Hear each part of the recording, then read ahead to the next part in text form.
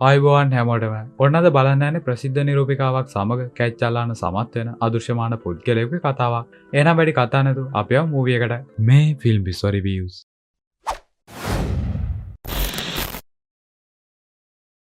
කතාව පටන් ගන්නකොට අපිට බලා ගන්න පුළුවන් වෙන්නේ ටික කාලයකට කලින් සුප්‍රසිද්ධ නිරූපණ ශිල්පිනියක් වෙලා හිටපු ගැබි ඩෑන් කියන චිත්‍රපටි අධ්‍යක්ෂක සමග එංගලන්තයේ ගම්බද ප්‍රදේශයක පරණ නිවසකට එන දර්ශනයක්. දෙන්නම ලොකු සතුටකින් නිවසට ආවත් ඩෑන්ට වැටෙන හදිසි වැඩක් නිසා එයාට දවස් කීපයකට ආයමත් ලන්ඩන් වලට යන්න සිද්ධ වෙනවා.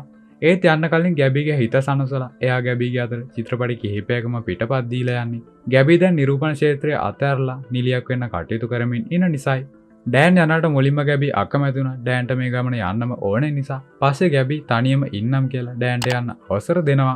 ඩෑන් ගියාට පස්සේ ගැබි එයාගේ බඩු අස්පස් කරමින් ඉන්නකොට එයාට එකපාරම දොරක් කරන සද්දයක් ඇහෙන නිසා එයා ඒක සෝදිසි කරන්න ගියත් එයාට මොකොත් දකින්න නම් ලැබෙන්නේ නැහැ. ඒ නිසාම එයා කරන්නේ ඩෑන් දුන්න පිටපත් ටික කියවන්න පටන් ගන්න එක. ටික වෙලාවක් පිටපත් කියවමින් ඉන්නකොට එයාට දොරට තට්ටු කරන සද්දයක් ඇහිලා ඒක බලන්න යනවා වුණා. එයාට දකින්න ලැබෙන්නේ ජේසී කියන ඩිලිවරි කොල්ලව.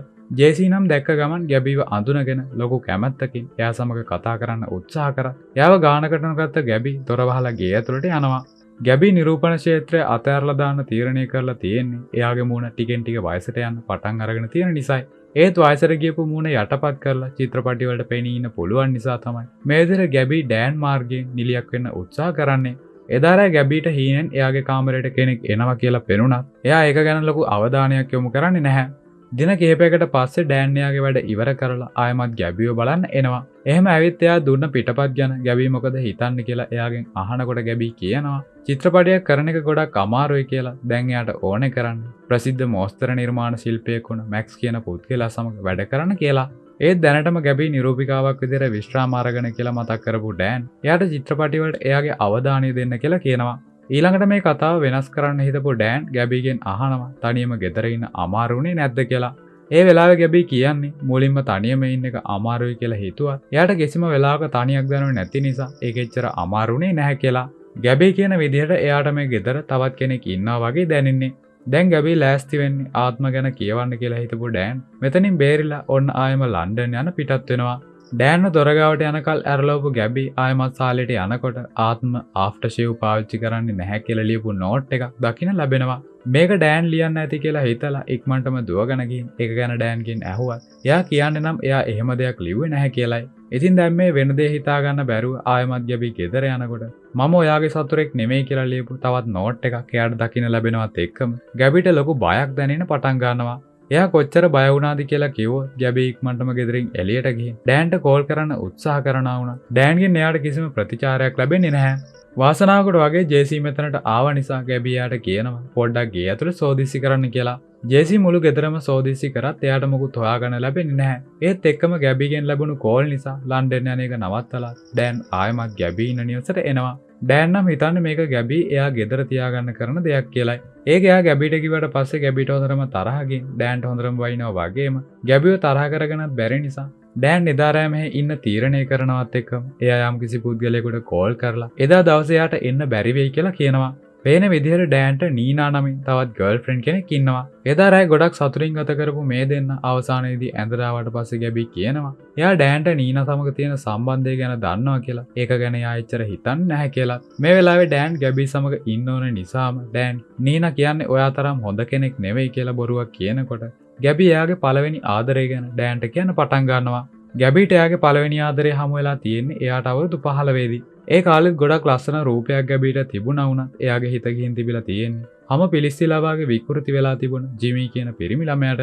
ඒ දෙන්න ගොඩක් ආදරෙන් කාලය ගෙවලා තියෙනවා. දවසක් දෙන්නම රෑ මුහුදු වෙරළක් ගාව ගත කරලා උදේම ජිමි ගැබිව ගෙදරට දාලා යන අතරමඟදී ජිමිට අනතුරක් වෙලා එයා ජීවිතෙන් සමු අරගෙන තියෙනවා. නමුත් තාමත් හිතින් ජිමිට ආදරය කරන ගැබිට නම් දැනෙන්නේ ජිමි තාමත් එයා ගාවටලා ඉන්නවා කියලායි. කතාවෙන් පස්සේ දෙන්නම නිදා ගන්න ගියන් ගැබිට ටික වෙලාවකින් ඇහැරෙනවා වගේම. එතකොට එයා දැනගන්නවා ඩෑන් ගැබිට නිින්ද ගියාට පස්සේ පිට වෙලා ගිහින් තියනවා කියලා. ඩෑන් ගියාට කමක් නැහැ කියලා හිතලා ගැබි ආයෙමත් නිින්දර ගියාට පස්සේ එයාට ආයෙමත් වතාවක් ඇහැරෙන්නේ කාමරේ දොර ඇරෙන සද්දෙනුයි. එකපාරම දොර ඇරිලා පුටුවක් ඉදිරියට ඇදිලා ඇවි ඒක උඩ ගැහණු කෙනෙක් වගේ ඇඳගෙන ඉන්න පිරිමි කෙනෙක් ඉන්නවා දැකලා ගැබි හොඳටම බය වෙලා කෑ ගහන්න පටන් ගන්නවා. ඉතින් මේ හේතුව නිසාම පහවදා ගැබි අවදි වෙනකොට ඩෑන් ගෙදර ඇවිත් හිටපු නිසා එයා ඊයරෑ දැක්ක දේ ගැන ඩෑන්ට කිව්වා. ඩෑන් කියනවා ඒ ගැබි හීනෙන් දැක්ක දෙයක් කියලා. ගැබි මෙහෙ ඉන්න බය නම් ඩෑන් සමග ලන්ඩන් යමු කියලා එයාට යෝජනා කරා. ගැබි තීරණය කරනවා දිගටම මෙහෙ නවතින්න. ගැබිගේ තීරණය නිසා ආයමත් ඩෑන් එදා උදෙන් ලන්ඩන් වලට යන පිටත් වෙනවා. ඩෑන් ගියාට පස්සේ ගේ පුරාම තනියම ඇවිදපු ගැබි ගෙදර බේස්මන්ට් එකට එනවා වගේම එතනදී එයාට ටයිප්‍රයිටර් එකක් සහ ඇඳුම් වගේ දේවල් කිහිපයක් හොයාගන්න ලැබෙනවා. ගෙදර තමන්ට අමතරව තමන්ට නොපෙනෙන කෙනෙක් ඉන්නවා කියලා තදින්ම විශ්වාස කරපු ගැබි කරන්නේ චිට්ටල විවිධ නෝට් ලියලා ඒ නොපෙනෙන පුද්ගලයා සමග කතා කරන්න උත්සාහ කරන එක. නමුත් ඊළඟට අපිට පෙන්වන්නේ ගැබි කණ්ණාඩිය ඉස්සරහට ගිහින් ලස්සනට සූදානම් වෙන ගම නොපෙනෙන පුද්ගලයෙක් සමග කතා කරන දර්ශනයක්. හැබැයි ගැබි මේ පුද්ගලයාට කතා කරන්නේ තමන්ගේ පළවෙනි පෙම්වතා වුණ ජිමීගේ නමින්.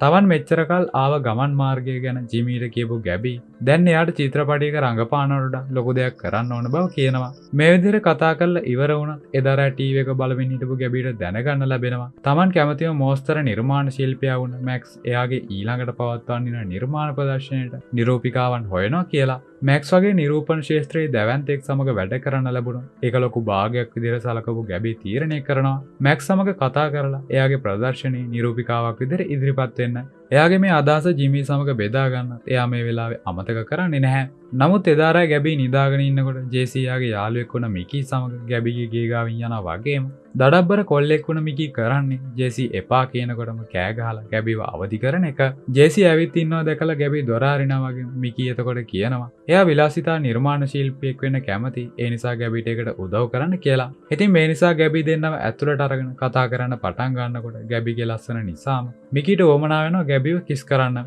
ඒත් එච්චර ඉක්මනට ඔහම ළඟට එන්න එපා කියපු නිසා මිකී ජේසීට මෙතනින් යන්න කියලා ගැබි සමග කැච්චාලන්න සූදානම් වෙනවා. මේ වෙලාවේ මිකී මෙහෙම දෙයක් කරයි කියලා බලාපොරොත්තු නොවුන ගැබි උදව් ඉල්ලලා කෑ ගහනවා වගේම අවසානයේදී එයා ජිමීගේ නම කියලා උදව් ඉල්ලනවා.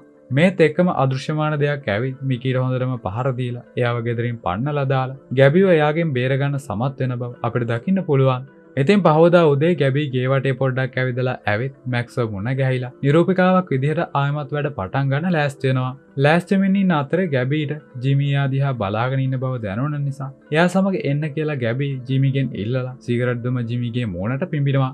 ජිමී තමන් ගාවම ඉන්නවා කියලා දුම වදින දුරානු අනුමාන කරපු ගැබි එයාව අල්ලගන්න උත්සාහ කරන් ජිමියාගෙන් ඈත් වෙලා යනවා. ඉතින් ආයමත් ජිමිව යාළු කරගන්න හිතාගෙන ගැබියාට කෝපි එකක් දෙන්න කියලා හිතුවත් ජිමී කියන අදෘශ්‍යමාන පුද්ගලයා කරන්නේ උණු වතුර ගැබිගේ මූණට විසි කරලා ගැබිගේ මුළු මූණම පුච්චලා දාන එක.